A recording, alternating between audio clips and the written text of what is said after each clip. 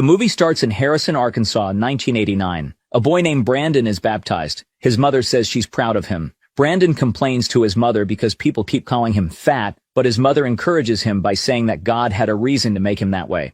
Besides, he doesn't need to take what people say for granted because only God knows what is best for him. His older brother Marty takes picture of Brandon when a man approaches him and congratulates him with Brandon's baptism. Congratulations on your son's baptism. Mom, I'm getting tired of this. We're only 17 years apart. It is obvious that we are brothers. One day visiting his mom, Marty finds warning letters from a gas company in her mailbox. Marty is fed up with his brother, who never does anything but sit on the couch, watching TV while stuffing his mouth with snacks. Oh, hi, Marty. Mama. Oh, come on. You think it's such a good idea for a 12-year-old boy to be sitting on the couch all day eating chips and cheesecake? Marty. For a 12-year-old boy, Brandon has a bigger body than boys his age. No matter what Marty tells him, Brandon doesn't budge and kept doing what he liked with a smirk on his face. While looking at American football players on the television, Brandon suddenly says that he wants to be just like them. I'm gonna play for the Arkansas Razorbacks. His mother just supports whatever Brandon wants to do. I believe you, honey. But if you want to be a Razorback, you've got a lot of work to do. At school, Brandon joins a football team. During a motivational speech before the game, the coach asks kids who wants to play NFL. Everyone raises their hands and Brandon even jumps up in front of the coach. When kids from starting lineup runs on the field, Brandon stays on the bench, overhearing how coach mumbles to himself. 50 million kids in America, and they all think they're going pro. Boy, they're stupid. During the game, one of the main players got injured, so the coach orders Brandon to jump into the game. His mother and brother are excited to see him on the field. After the whistle, Brandon easily gets to a quarterback and grabs his leg like a Dagestani UFC fighter. But instead of taking him down, Brandon just holds his leg, letting his opponent to give a pass. The coach scolds Brandon with all his anger, leaving the audience in shock. Burlsworth, you are never playing defense again, ever! Ever! Get your fat ass off this field! Marty and his mother, who was watching at that time, are also ridiculed by other spectators. A high school coach named Coach Tice, who had been watching the game, approaches Brandon afterward. He offers encouragement, telling Brandon that to improve, he must be the first to arrive at practice and the last to leave. Coach Tice promises that, with hard work, Brandon could play for his high school team. After practice, Marty is infuriated to see their father waiting to pick Brandon up. He resents his father for the turmoil his addiction brought to their family. Not one drop, you understand me?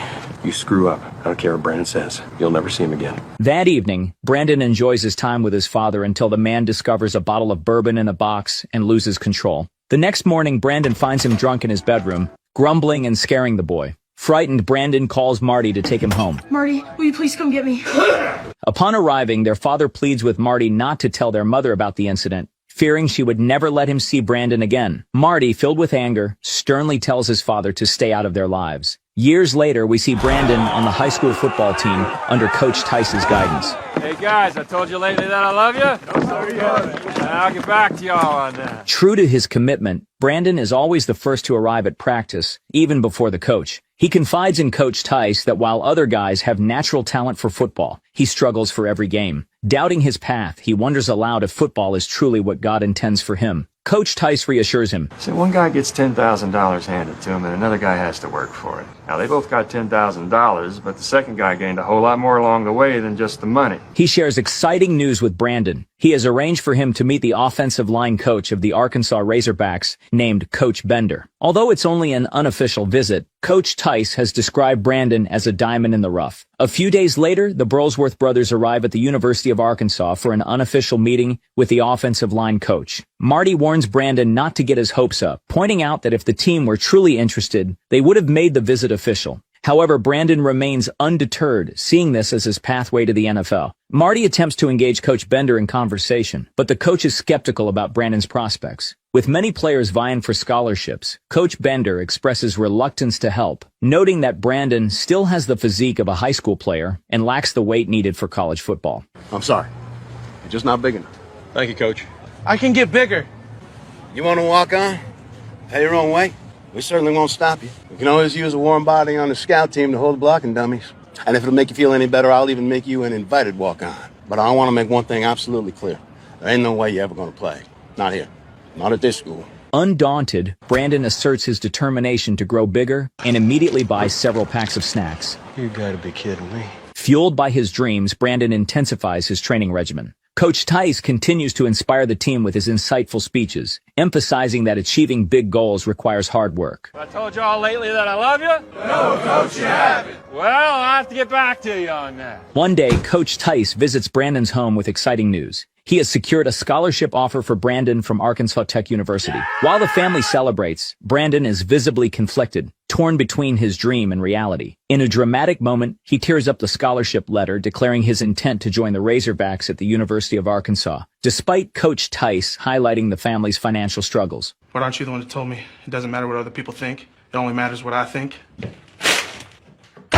Ultimately, upon high school graduation, Brandon receives the same offer during the ceremony. He's accepted a scholarship to play football at Arkansas Tech University. The family has resolved that he will attend Arkansas Tech, but Brandon boldly announces his plan to walk on at the University of Arkansas, ready to leave immediately. His determination angers Marty, who scolds him for not considering the family's financial hardships. As Brandon tries to start his car to leave, it fails, prompting Marty's mockery. Looks like you're not going anywhere there, Cheesecake. While their father watches silently from a distance.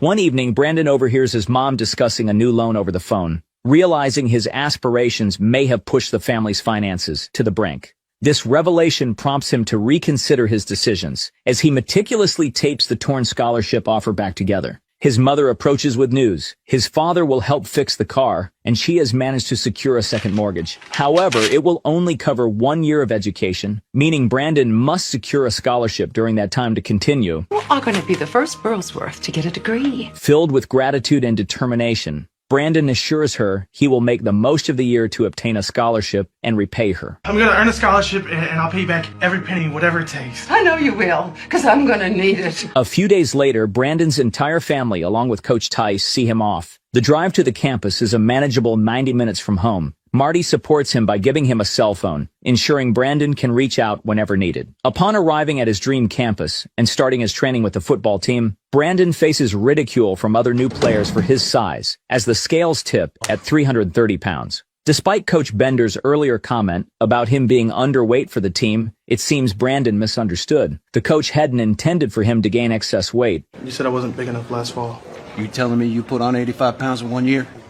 That's got to be some kind of record. Well, I don't know whether to congratulate you or put you on life support. 50% body fat ain't exactly what I have in mind. Coach Bender introduces a new team policy. Scholarship players can delegate tasks to walk-on players, which means Brandon will be running errands. You two are rooming together. Moreover, walk-ons like him have separate locker rooms, underscoring the divide. When Coach Bender reviews Brandon's player information form and finds no mention of a father, he looks visibly puzzled, adding another layer of complexity to Brandon's challenges. During a grueling training session, Brandon struggles with his performance, his excess body fat hindering his mobility. This makes him the target of ridicule among his teammates. Despite this, Coach Bender notices Brandon's relentless effort and decides to advocate for him to the team coach.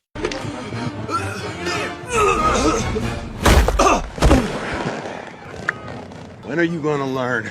It is not about strength and size. It is about footwork. After practice, as Coach Bender gathers the players, he shares a pivotal insight. Football isn't just about strength and size. It's about mastering footwork. From the bleachers, Marty watches discreetly. Coach Bender explains that while many believe the backs and receivers are the most skilled due to their natural talent, it's actually the linemen who are the true skill players because their abilities are learned, not innate. Interrupted by the team coach questioning his investment in Brandon, Coach Bender asserts his belief in giving everyone a chance. We just might find a diamond in the rough. Later, Coach Bender announces that the head coach summons the top linemen and the rest will be redshirting this year. Brandon is devastated, realizing he might lose his chance at a scholarship this year, and with only his mother's loan covering 1 year, his future at the university is in jeopardy. Scholarship?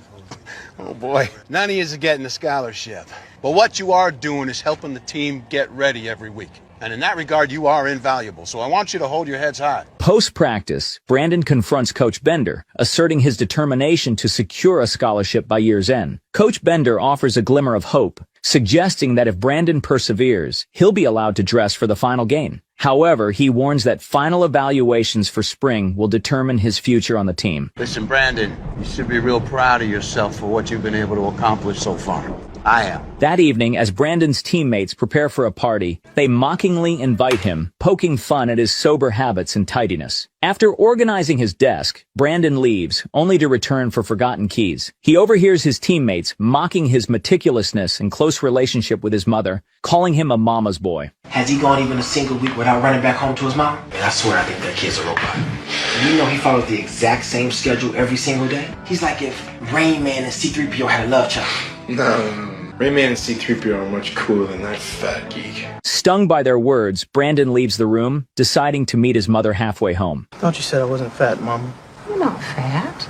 You're just a big old boy. Brandon confides in his mother that he won't be able to secure the scholarship this year. She's already informed by Marty, but remains optimistic, soothing Brandon with the thought that if he can dress for the final game, they'll capture memorable photos to show his future grandkids. Before parting, she reminds him to watch out for big trucks on the road and to pray daily. During a practice session, Brandon unexpectedly tackles a scholarship player to the ground. Coach Bender publicly rebukes Brandon for the incident, criticizing him for potentially harming a key team player and declaring it a waste of time. I don't know why I keep letting your fat, awkward ass stay here anyway, but I'm about done. Some people were made to play football and some weren't. He also chastises the scholarship player for failing to outmatch the walk-on. After cooling down, Coach Bender pulls Brandon aside, telling him that he's just doing his job and he doesn't really know if he belongs there or not. He then encourages Brandon to lose the excess weight, promising to help him build muscle in place of fat. Motivated by the coach's guidance, Brandon doubles down on his efforts.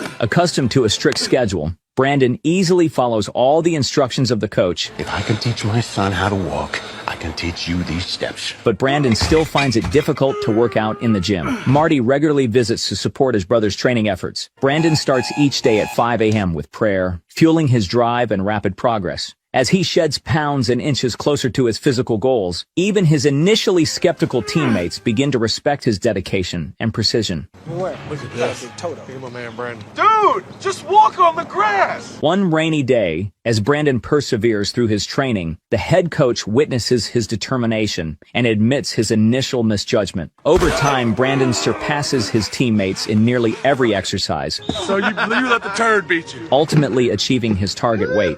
We did it, coach. There it is.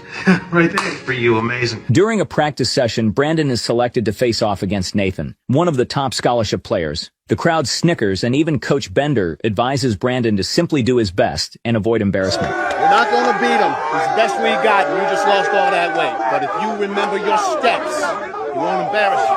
Yes, sir. However, when the whistle blows, Brandon effortlessly pushes Nathan out of the cage, stunning everyone into silence and catching the coach off guard. Encouraged by the unexpected turn of events, coach orders a repeat. This time, Brandon ejects Nathan even more swiftly, earning cheers from the spectators and visibly embarrassing Nathan. Coach Bender, unable to contain a smile, chastises Nathan for being bested by the walk-on. You just got your butt kicked by a walk-on. Coach, I've played against walk-ons.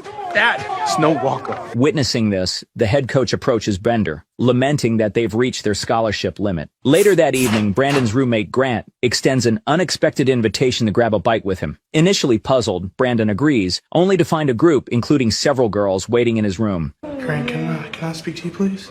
Me? Yes, you. You told me this was a date. It's not a date, okay? We're just going to hang out. What's the matter with you anyway? Don't you think she looks good? Yeah? She looks real good. That's what I thought. They head to a cafe and enjoy lively conversation. Nathan, deciding to play a prank, orders Brandon a strawberry shake laced with alcohol, knowing full well that Brandon abstains from drinking. After Brandon unknowingly consumes the drink and shares that he won't be able to return next year due to scholarship constraints, the mood dampens. Despite this, Brandon expresses gratitude for the memories and fun times with his teammates, which causes Nathan to regret his actions. Just then, a waitress informs the group that they're not serving any more alcohol for the night, exposing the prank. Disappointed, Brandon leaves the cafe, followed by his concerned friends. In an effort to clear his head, Brandon begins running on the stadium track. He won't talk to me. I think he's trying to run off the alcohol or something. So let him run. Grant, let the crybaby run. Grant joins him first, showing solidarity. Just because this guy thinks he's better than us doesn't mean we need to agree with him. I'll leave you here, man, I swear.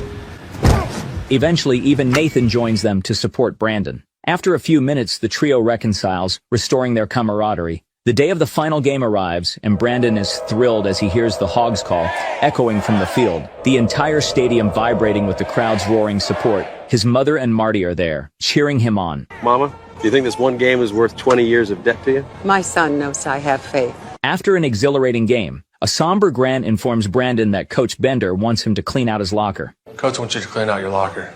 Clean it. Yeah, he said take everything and meet him up in his office. Uniform, too. Be right there. However, it turns out to be a ploy. Coach Bender has actually assigned Brandon a scholarship locker. Overjoyed, Brandon calls home to announce that he has indeed earned a scholarship, leaving his family overjoyed. His teammates break into a song, celebrating his hard-earned success. In 1997, during a critical match against Florida, Brandon experiences sudden blurred vision, impacting his performance. He mistakenly blocks the wrong player, contributing to the team's loss. I said 96, not 56. You got me? Amidst a barrage of questions from the press aimed at the quarterback about the team's poor performance, Brandon steps forward to take responsibility, admitting that it was his fault. Excuse me. Today was my fault. I couldn't get my man, so Clint couldn't do his job. He's the best quarterback Arkansas's had in 20 years. He tells the coach that something is wrong with his eyes. Returning to the locker room wearing thick, prominent glasses, his teammates jestingly call him Clark Kent.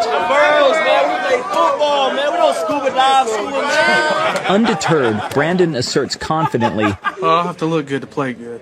In a subsequent game, tensions run high as the team struggles, and the quarterback becomes visibly agitated. Demonstrating his leadership, Brandon steps in to calm him down, showcasing not only his resilience, but also his ability to lead under pressure. After a demanding game, Coach Bender pulls Brandon aside to deliver distressing news. His father has been hospitalized with lung cancer and has lost his sight. Despite this, Brandon insists on not missing practice. Coach Bender reminds him that football, while important, is only a part of life, and family must come first. Heeding this advice, Brandon and Marty visit their father in the hospital. During the visit, their father expresses his regrets and implores Brandon to take good care of his mother. After a heartfelt prayer from Marty and Brandon, their father sadly passes away. The season worsens for the Arkansas Razorbacks, who endure a series of losses, leading to frustrated fans throwing trash at the players during games. Go home, Razorback! You guys are terrible! In response to the tumultuous season, the university decides to change the head coach and plans to rebuild the team. While watching news of the coaching change, Brandon seeks advice from Coach Bender on reaching the NFL. Is there any way you think I could make it to the NFL?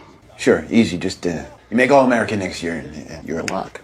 Well, how do I do that? Dad's kidding, Brandon. With only 1 year left as a senior, and with the incoming coach planning to rebuild the team, Bender warns Brandon that there's a chance Brandon not even get to play this year. He explains the stark reality. Less than 2% of college athletes make it to the NFL. Brandon believes that doing his best is enough, but Coach Bender reminds him that football is a team sport. Scouts usually focus on teams that consistently win. Brandon stays late at the training ground the next day, where the new head coach discovers him. Brandon pleads with the coach not to rebuild the team, arguing it could ruin their careers. The coach shares his own pressures. If the team fails, he faces dismissal. You saw what happened to your last coach, didn't you? Moved by Brandon's commitment, he agrees to consider keeping the team intact if they promise to work harder. Realizing he can't reach his goal alone, Brandon packs up everyone's gear. Brandon, I'm not going home till Friday.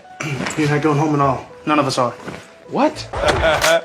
Yo, Big, what are you doing? And tells the offensive lineman to follow him. Okay, 3PO just blew a circuit. The four friends arrive at their summer townhouse, only to find two haters living next door. You boys gonna make this neighborhood suck too? You guys are terrible! I'll be right back. Hey, never mind them. We start working tomorrow. Brandon wakes everyone up at 3 a.m. and drags them to work out. Brandon's motivation is strong enough to inspire not only himself, but also his teammates. Hey, Lucas, get down here. No, absolutely not. Come on, Lucas. You can be our linebacker. No, Big, I'm a receiver. Pushing them to work harder. Seeing the dedication of the four friends, the haters begin to change their minds. They might not be that bad this year. As summer ends, the coaches are struck by the team's transformation. The head coach, impressed by Brandon's leadership, publicly acknowledges his belief in him and the positive influence he's had on the team. You believe how hard they're working? Seems like a whole new team this year. Wish I could say it's all cause of me. You know that's not true. Inspired by his example, the Razorbacks see an unprecedented influx of 57 walk-ons this year. The season kicks off with a riveting game against Alabama, where the revitalized Arkansas Razorbacks dominate the field. In his excitement, Marty forgets to attach the lens to his camera until the real Marty Burlsworth reminds him to do so. You might want to put that lens on the camera before you miss the whole game. After handing Alabama their worst defeat, the team celebrates their victory. Sir, your son sure is a heck of a player. Thank you.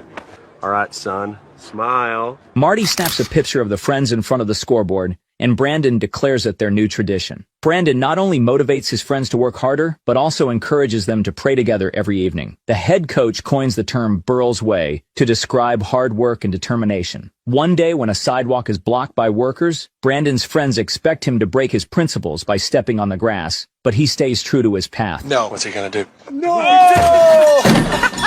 That's my boy!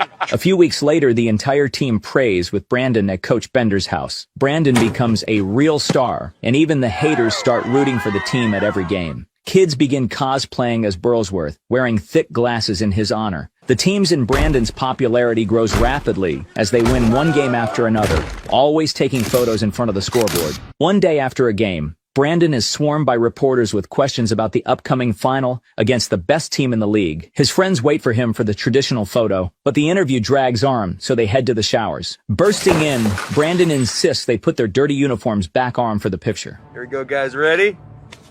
Cheese. The journey of the Arkansas Razorbacks that year becomes legendary in the world of sports, with Brandon emerging as the star. The greatest walk-on story in the history of college football. Finally, it's November 14th, 1998. Tennessee, the final match everyone has been waiting for. The game is intense with a narrow score difference. Brandon executes a perfect takedown and offers a hand to help up a Tennessee player. The score is Arkansas 24, Tennessee 22, and the atmosphere is electric. During Tennessee's offensive drive, a Razorback player intercepts the ball and the team prepares for their final offense. They're already celebrating their imminent victory, believing Tennessee has no chance. All Arkansas has to do is run out the clock. The Razorbacks are getting ready for the Gatorade shower when disaster strikes. The quarterback trips over Brandon and fumbles the ball. No one can believe they've just lost their chance at victory. In disbelief, Brandon watches as Tennessee scores the winning touchdown. After the game, Brandon approaches the quarterback and apologizes for tripping him, insisting on telling the press the truth so Clint doesn't take the blame.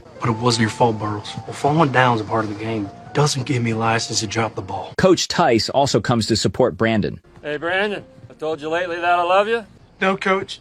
You haven't. Well, I do. That weekend, Brandon meets with his family. As always, his mom comforts him. After saying their goodbyes, they hear on the radio that Brandon Burlsworth has been named a first-team All-American. Brandon is quickly recruited by the Indianapolis Colts. You better order a truckload of those ugly glasses. I think they're pretty cool. Yeah, they look a lot better on him. After officially joining the team, he attends the Colts minicamp as the youngest player, working out with his usual intensity, which irritates some of his new teammates. Chill out! He said take it easy. What's wrong with you?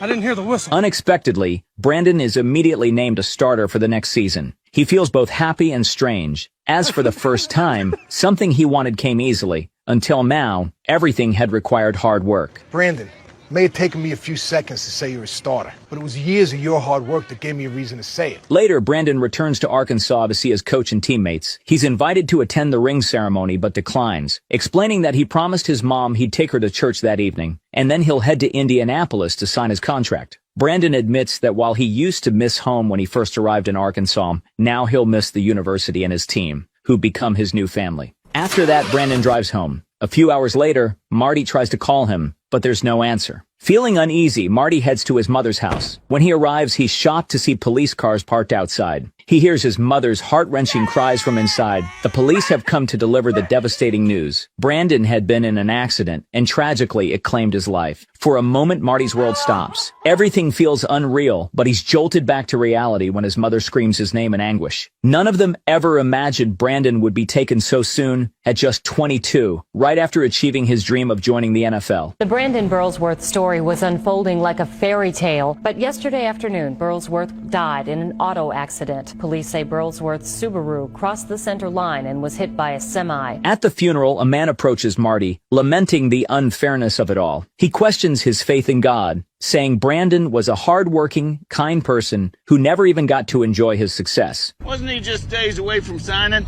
Could have set his mom up for life. He just signed that contract. Got no benefit. All he wanted to do was take care of his mama. Honor thy father and mother. Isn't that one of the 10 Commandments, Marty? What, God breaking his own rules now? Angry, Marty chases the man away. Later, Marty confides in his mother, questioning why God would take Brandon away so soon when he had worked so hard and was finally on the verge of success. His mother, though grieving, responds with faith, saying they are too small to understand God's larger plan, but she believes there is purpose in everything. Do you remember when Brandon had to get those ridiculous-looking glasses? You thought it was terrible at first, but it turned out to be a good thing. It made him stand out. Marty then notices a flower arrangement on the football field that spells out, "We trust," something he hadn't seen before while on the field. This moment helps him understand his mother's words and motivates him to honor Brandon's memory by spreading his priorities. Since 1999, Marty has run the Brandon Burlsworth football camps, dedicated to teaching Brandon's values of faith, family, academics, and football.